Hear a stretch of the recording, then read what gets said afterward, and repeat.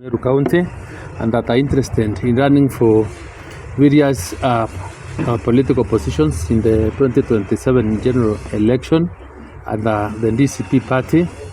And on my right, I have Timothy Kirenji, who wants to run as a senator, Karo Muriukia, the member of parliament for Imenti North, and Stephen Kanyanya, a member for Bori, and they want to wish him well.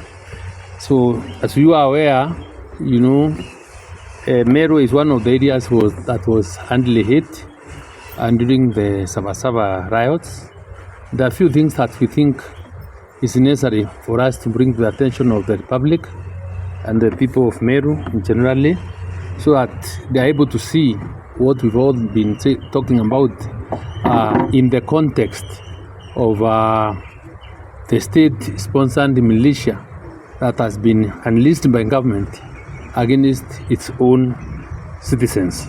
And as you are aware, our Deputy Linda yesterday issued a statement, and this is in furtherance the statement that was also made yesterday to really reinforce what he said in view of the information that we've been able to gather from yesterday. So we go as follows. Further to the statement by the DCP party leader, AG Rigathi Gachagua, on the Sabasaba demos and the use of state-sponsored militia by the government and blame it on the specific political leaders, we wish to reiterate this position and state as follows as the political leadership from Mount Kenya East and specifically Meru County. On Saturday 6th June 2025, the Bori member of parliament Mugambi Linturi at a church function at a Methodist church in Roiri Bori constituency made sensational, inflammatory and insightful remarks on the destruction of property and particularly the invasion of a supermarket in Meru to be done on the 7th of July 2027 at the video evidence which we have. And on the 7th of July 2025, Magona supermarket was looted and torched as police watched and repressed those who wanted to put out the fire. The supermarket is about 1 kilometer away from the police station, and despite the short distance, the police or any government security agent never tried to come to the aid or to really repress those people that were touching at the supermarket. And up to date, Linturi has not been summoned to record a statement or arrested to shed more light on this matter. On the 9th of July 2025, the MP for Imenti North, Rahim Dahoud, at a press conference in Meru town, carelessly named DCP party leaders as the planners of the demos and destruction of property in Meru. He was flanked by the Meru County Commander, Mr. Olo, and the County Commissioner. That took place yesterday. Mr. Rahim accused students from the nearby colleges and polytechnic students as the demonstrators and goons who caused violence in Meru. Mr. Rahim has not presented himself at any police station to record a statement, nor has he been summoned by anyone. The above utterances by MPs aligned to William Ruto are not idle. It is a narrative specifically targeting leaders who do not agree with this regime in Meru County and charge them, specifically myself, Minthika Linturi, Honorable Maoka Maore, Karo Muriuki, among others. And as if that is not enough, the police county commander, Mr. Olo Steve, in a letter dated 9th July, addressed to all sub-county commanders in Meru County, post Sabasaba, sensationally claims that Meru politicians, including Minthika Linturi, Maoka Maore, among others, are planning Sabasaba demonstrations in Meru, among other fictitious issues and personality. The information I have is that the origin of the instructions are from the office of the director, the Inspector General, Deputy Inspector General of Police addressed to various county commanders in the perceived opposition zones like Kajiado, Meru, Kirinyaga, Makueni, Embu, and Machakos, and others. And this letter that I'm making reference to is the letter that I'll be sharing with the media for that the public is able to see and get to understand when we ask questions or when we say that the government has systematically designed a way of trying to sponsor militia to unleash terror on the innocent citizens, to loot, vandalize, and destroy property. It's not a fiction. It's something that we are aware of.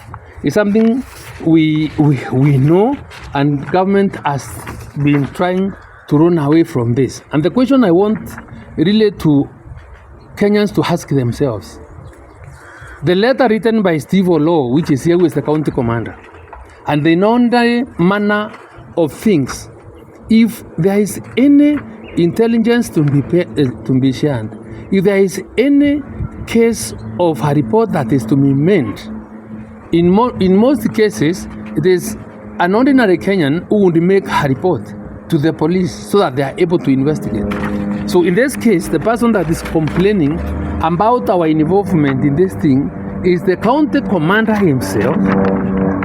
And this county commander is writing a letter trying to explain that the events of Sabasaba were being planned by us, while the letter is dated the 9th of July post Sabasaba, which is yesterday, meaning that in my view, there is some bit of gap in the manner in which they are doing their own things, and really wanted to correct the mess. But little did they know that we are more keen, and this error or mess cannot go undetected. And when they are writing or doing this, because the letter also mentions the schools that are being or that are meant to cause mayhem and havoc, colleges like Meru University, the Meru National Polytechnic, Nkabune Technical School, and one of the target areas, institutions, the National Government CDF office for Imenti Central, that is Imenti Central, for that is represented by Mheshimiwa Kirima. I really cannot understand why the county commissioner himself or the county commander can make such allegations, yet is the person who is supposed to be guiding investigations to establish the truth, but looks that the whole system is so compromised that they are bent to do anything to implicate people.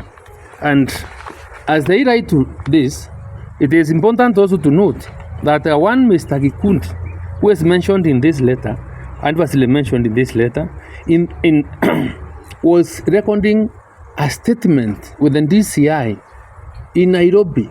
He was called from Nairobi, from Meru, and was at the DCI and the quarters on the 8th, recording a statement on meetings that is purportedly or trying to explain how was getting involved in trying to organize these students to cause mayhem in Meru. And as Gikundi was recording his statements, and thereafter, which was yesterday, Karo Morioki, who is here with me, was also recording another statement with the DCI yesterday, and she spent the whole day at the DCI and the quarters to explain things that he doesn't even know about. And this is the same time again, the county commander is also trying to accuse her of having been involved in the planning of the chaos that took place in Meru.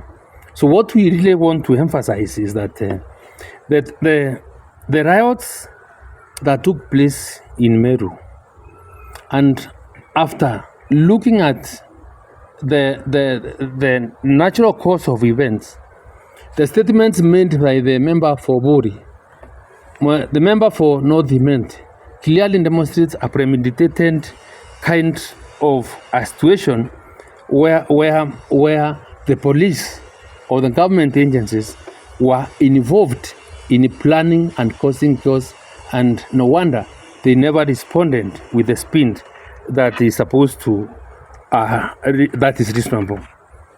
It is shocking to note that, just as we've been telling you, of a premeditated chaos psychology to implicate the leaders aligned to DCP and the opposition, and from the postdating of this letter is a clear show that the choreographed scheme, with evidence from the statement made by the government-aligned members of parliament to procure the state-sponsored militia and later implicate the team. We are calling out the government to exercise responsibility and great care.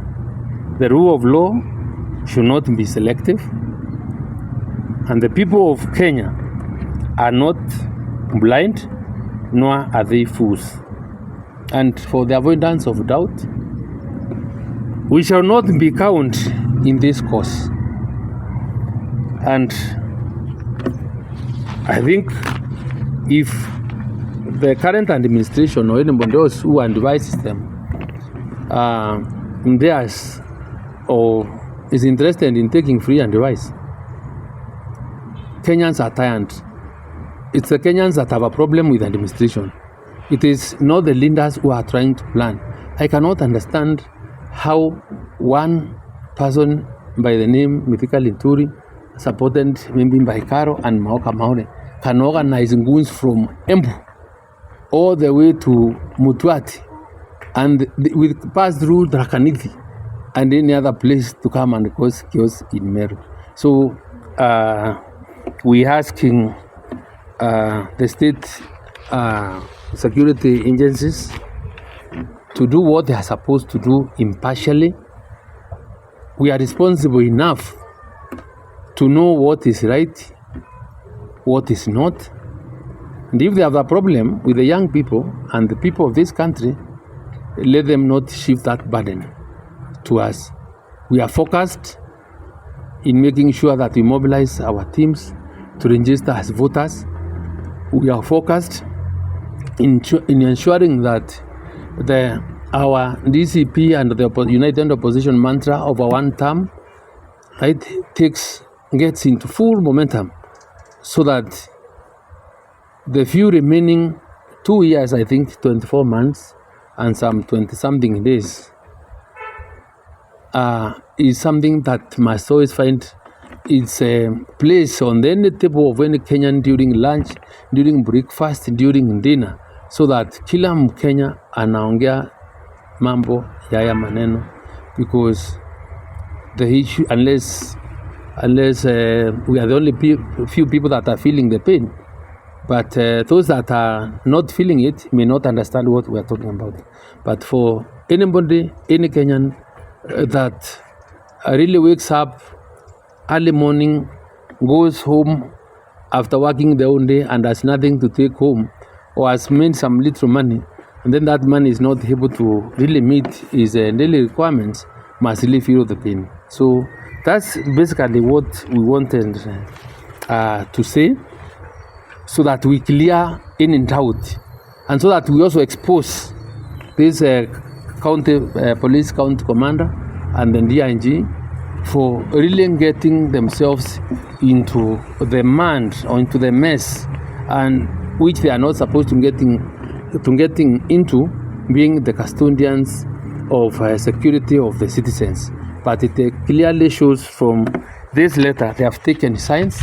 I don't know how we are expected to be treated by people who are partisan, and I think this is the wrong position or the wrong direction that they want to take us to take the country.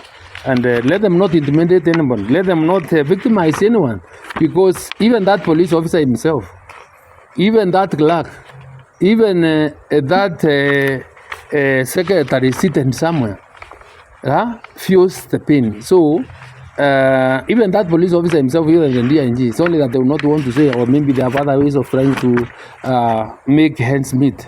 But I am sure if they want to be faithful to themselves, they know things are wrong. They know that Kenya is not headed in the right direction. And I think what we require is a candid conversation or discussion on how we can get the country out of mess, other than just watch and have the country slip over down the cliff. Thank you very much. Tunataka pia tukwenda kwa